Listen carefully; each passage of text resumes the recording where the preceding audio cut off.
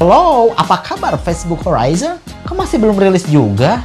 Duh, padahal saya nunggu banget game ini, tapi sampai sekarang belum juga rilis. Sampai-sampai saya bikin reaction video mengenai Facebook Horizon ini.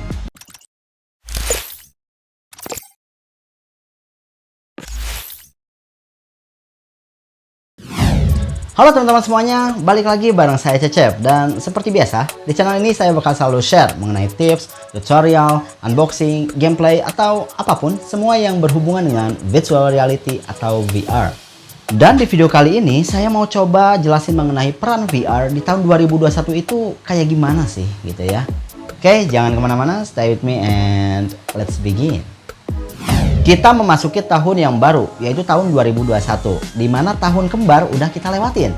Selamat tahun baru buat teman-teman semuanya. Semoga di tahun yang baru ini kita selalu diberikan kesehatan ya guys. Tahun 2020 adalah tahun di mana kita lebih milih untuk banyak berdiam diri di rumah. Karena ya adanya pandemi gitu ya, sama PSBB yang bikin hampir semua tempat hiburan tutup gitu. Sekolah dibuat online, pekerjaan dibuat online, dan segala macam bentuk yang bersifat fisik dibuat non fisik alias pakai online. Online meeting di mana-mana. Kita bisa pakai Zoom, Google Meet, Microsoft Teams, dan sebagainya. Ya walaupun VR biasanya dikaitkan sama game, teknologi ini juga bakal semakin banyak digunakan di sektor pendidikan. Yaudah, kita bahas satu-satu ya guys. Pertama kita bahas pendidikan dulu ya. Jadi, apakah teman-teman tahu sebenarnya di kondisi kayak gini nih ya, VR itu sangat cocok dijadikan sebagai solusi alternatif untuk edukasi atau pendidikan sekolah yang bersifat daring atau online ini gitu. Karena dari sisi interaksi antara guru, murid, dan pelajaran itu bisa lebih nyata dan harusnya ya bisa lebih kena terhadap ilmu yang disampaikan gitu. Menurut AB Research, pengeluaran untuk virtual reality dalam pendidikan bakal mencapai 640 miliar dolar di tahun 2023. Katanya nanti para pemimpin pendidikan bakal berinvestasi gede-gedean buat augmented reality dan juga teknologi VR atau virtual reality, karena hal itu membuat proses pembelajaran dari pasif menjadi aktif, memungkinkan siswa untuk berinteraksi dengan konten dan mempraktikkan pengetahuan mereka dalam kondisi waktu nyata. Belajar melalui pengalaman mengarah pada pemahaman yang lebih baik, meningkatkan daya ingat pengetahuan, dan memperkuat retensi. Pengalaman yang imersif dan interaktif merangsang motivasi siswa dan meningkatkan tingkat keterlibatan mereka, yang merupakan faktor fundamental untuk mencapai tujuan pembelajaran. Nah, pertanyaannya ya kan, sekarang gimana VR bisa ngebantu gitu? Gimana VR bisa ngebantu ningkatin retensi itu? Ya kan? Jadi VR bisa bikin siswa belajar secara kinestetik alias bersifat praktik gitu ya, memakai audio visual. Bayangin aja nih teman-teman, siswa bisa pakai VR headset dan bisa melakukan perjalanan ke laboratorium sains virtual, tempat mereka dapat melakukan aktivitas yang mana ini gak bisa mereka lakuin di dalam lingkungan kelas normal. Kayak misalnya eksperimen kimia misalnya, atau mencampur zat anu ke zat anu misalnya ya, atau ya simulasi pembedahan kodok ya, katak gitu ya. Ada sebuah studi tentang pelatihan medis menemukan statistik, katanya pembelajaran VR menghasilkan 80% retensi setahun penuh setelah pelatihan. Sementara hanya 20% informasi yang disimpan hanya 1 minggu setelah pelatihan tradisional. Menurut teori Cone of Experience dari Edgerdale, orang mengingat 10% materi yang mereka baca, 20% informasi yang mereka dengar, dan 90% dari apa yang mereka lakukan dan alami. Jadi ya udah jelas kan ya, bahwa kita tuh bisa ngelakuin dan ngalamin praktikum itu tepat di ruang kemudi teknologi VR. Interaktivitas VR bikin siswa itu bisa melihat, mendengar, dan menawarkan berbagai macam pengalaman belajar praktis yang secara signifikan bisa ningkatin pengetahuan dan retensi. Nah, gini aja teman-teman. Selama ini kan kita ya kalau belajar online itu ya gak bisa praktik, bener gak sih? Cuma bisa ngelihat ya soal-soal yang diberikan sama guru gitu ya, yang diberikan sama guru melalui online, dan ya materi online yang diberikan hanya bersifat 2 dimensi atau textbook gitu ya. Tapi kalau kita belajar pakai VR, siswa bisa berinteraksi dengan objek, memanipulasi dan membangun sesuatu, atau ya secara virtual menyentuh objek yang mungkin nggak bisa mereka lakukan di kelas mereka. Nah, kalau pakai VR, siswa yang belajar kimia misalnya bisa bereksperimen berbagai bahan kimia tanpa resiko bahaya atau menyebabkan ledakan misalnya ya. Dan terus misalnya siswa biologi yang mana dapat membedah katak tanpa tantangan metode tradisional, dan siswa robotika dapat belajar memprogram robot dalam VR dan kemudian bebaskan mereka dalam skenario 3D atau 3 dimensi untuk melihat cara kerjanya, dan semua itu bisa dilakukan di rumah. Nih teman-teman, kalau mau ekstrim lagi ya, semua bisa dilakukan pakai VR dan dilakukan di rumah, yaitu dengan cara memanfaatin VR misalnya untuk membuat ruang kelas versi 3D. Waduh, memungkinkan siswa untuk berjalan-jalan di dalam kelas, membentuk kelompok, dan berkolaborasi dengan lebih efektif. Dengan begitu, pengajar dapat secara signifikan meningkatkan interaksi dan retensi pengetahuan, yang mana bikin pembelajaran bisa lebih baik daripada sebelumnya. Oke, sekarang gimana untuk pekerjaan? Waduh, pekerjaan mah banyak banget yang bisa diwakilin pakai VR. Banyak banget ya kan? Banyak banget ya kan? Mulai dari pilot, arsitek, dokter, seniman, semuanya bisa pakai VR buat dijadiin ruang simulasi untuk pekerjaannya. Nah sekarang, apakah meeting di VR bisa lebih cocok daripada meeting online tradisional? Ya pasti ya kan? Karena pakai VR kita bisa ngejelasin pembahasan pakai objek yang bisa kita pegang dan kasih secara langsung ke rekan kita yang pakai VR juga. Malahan kita bisa brainstorming secara langsung pakai whiteboard virtual yang berisi dokumen-dokumen kita yang berasal dari cloud, misalnya Google Drive.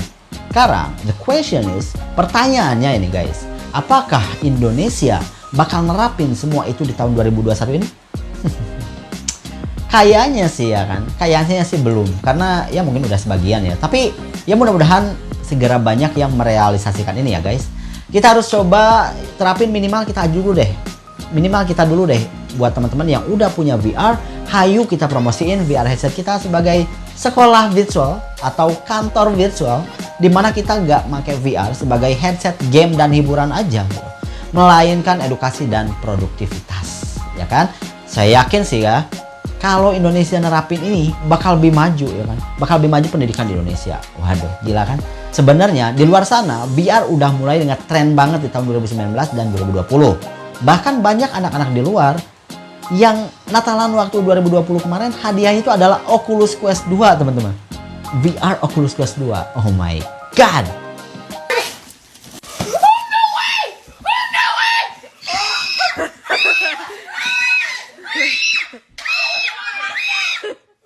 Anak-anak zaman sekarang ya guys, mainnya nggak kuat, mainannya tuh nggak kuat, mainan barang mahal gitu kan. Padahal waktu zaman saya mah mainannya masih sarung-sarungan, kelereng, dan ya batu-batu yang bisa dijadiin mainan sama teman-teman. Nggak apa-apa lah, biar begitu masa kecilnya tetap bahagia ya kan. Nah gimana dengan Indonesia nih? Sebenarnya yang bikin minat VR di Indonesia rendah itu adalah karena promosi VR yang tidak segempar promosi teknologi lain. Alias ya di Indonesia itu masih banyak yang belum tahu mengenai virtual reality atau VR. Pertama itu ya kan. Terus yang kedua, karena nggak ada distributor resmi produk VR device di Indonesia, misalnya Oculus ya kan, nggak ada Oculus di Indonesia. Jadi promosinya nggak ada gitu. Sekarang apakah teman-teman lihat iklan VR di TV? Pasti nggak ada kan. Nah yang ketiga, harga VR headset di Indonesia itu mahal banget ya kan. Karena mungkin salah satunya adalah nggak ada distributor resmi itu gitu ya, nggak ada distributor resmi di Indonesia. Jadi semua orang yang beli, termasuk saya, itu beli di penjual yang memang dapat barang impor Amerika untuk pembelian VR headset ini. Tapi kan ada VR murah yang harganya 30-100 ribu. Ya sebenarnya itu bisa juga jadi alternatif VR experience, tapi itu nggak bisa berfungsi seperti yang saya jelasin sebelumnya karena minimnya fitur-fitur VR itu sendiri. Karena misalnya nggak support control gyro, terus juga nggak support gerakin 6 degrees of freedom. Ya pokoknya mengenai istilah degrees of freedom udah saya jelasin ya di salah satu video di channel ini ya. VR murah yang harganya 30-100 ribu itu cocok untuk kenalin VR terhadap orang yang belum mengerti sama sekali tentang virtual reality. Karena di situ cuma ditonjolkan berupa visual 3D aja gitu. Lagian device yang digunakan itu pakai smartphone.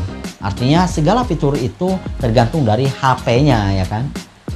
Oke, kita balik lagi ke pembahasan mengenai VR di tahun 2021 ya guys. Salah satu teknologi baru yang lagi dikembangin dan udah ada mungkin ya di beberapa headset VR adalah eye tracking. Dimana si VR itu bisa deteksi pergerakan mata kita. Jadi bukannya kita noleh kanan kiri, tapi gerakan mata ke segala arah itu bakal didetek sama si VR. Sehingga nantinya performance grafis dari VR itu bisa lebih baik karena sisi tajam grafis hanya bakal berada di area mata aja, area yang kita lihat gitu ya. Sisanya dibuat low resolution. Nah, di tahun 2021 ini juga banyak beberapa game VR baru yang sebelumnya hanyalah game non VR tapi bakal jadi dibuat VR. Yaitu kayak VR Assassin's Creed, Green Hell VR, Hitman VR, dan beberapa game lainnya yang mana nanti kita bisa rasain di dalam bentuk VR. Halo, apa kabar Facebook Horizon? Kok masih belum rilis juga? Duh, padahal saya nunggu banget game ini, tapi sampai sekarang belum juga rilis. Sampai-sampai saya bikin reaction video mengenai Facebook Horizon ini. Iya guys, setiap tahun yang baru selalu ada resolusi ya kan? Biasanya resolusi setiap orang yang sering saya dengar yaitu menurunkan berat badan ya kan? Ya, biasanya di awal tahun itu pasti banyak orang yang pengen berat badannya turun. Nah, VR pun sangat berperan di penurunan berat badan. Kenapa? Karena ada namanya VR Health, di mana kita bisa memanfaatkan VR buat kesehatan kita. Banyak game VR yang bikin kita sehat karena gerakan-gerakan di VR yang secara nggak langsung bikin kita berolahraga ya kan? Kayak misalnya Beat Saber, VR Workout, VR Fitness, dan lain-lain. Pokoknya banyak deh. Selain itu, buat pengguna Oculus ada aplikasi namanya Oculus Move, yang mana aplikasi ini berguna buat teman-teman semuanya yang mau lihat statistik kalori yang dikeluarin selama teman-teman main VR. Bahkan bisa dibuat targeting juga. Kita mau berolahraga selama berapa lama nih, pengen berapa kalori nih yang dikeluarin gitu. Ya pokoknya olahraga pakai VR enak deh pokoknya. Jadi di tahun yang baru ini, wah, saya benar-benar berharap ya kan. Berharap banget pengguna VR di Indonesia itu jadi banyak gitu. Biar kita bisa bertualang rame-rame ya kan. Bertualang rame-rame di dunia gaib, dunia VR. Biar para pengguna VR di Indonesia nggak sepi. Nah, buat teman-teman yang udah beli perangkat VR, tentunya perlu komunitas yang bisa menampung teman-teman semuanya. Buat diskusi, belajar, konsultasi, dan mungkin sekedar ketemu di dunia gaib ya kan. Teman-teman bisa langsung cari di Facebook Group VR Gaming Indonesia atau VRGI ya guys. Untuk keterangan lebih lanjut bisa dilihat di video saya di channel ini. VR Gaming Indonesia adalah grup buat para pengguna VR maupun orang yang antusias terhadap VR di Indonesia. Ya walaupun namanya itu gaming gitu ya, kita biasa sih diskusi mengenai teknologi non gaming juga gitu. Yang penting virtual reality. Oke guys, itu aja paling untuk video kali ini, karena kalau terlalu banyak ngomong ya kan, nanti videonya terlalu panjang ya kan.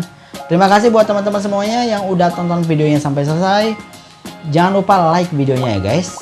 Share juga ke teman-teman yang lainnya biar kebagian wawasan mengenai VR dari video ini. Buat teman-teman yang belum subscribe channel ini, monggo di subscribe ya guys, biar saya bisa lebih semangat lagi update videonya. Jangan lupa untuk klik tombol loncengnya biar teman-teman selalu dapat notifikasi setiap saya upload video yang baru. Sehat selalu buat teman-teman semuanya. Sampai jumpa di video selanjutnya. Bye bye.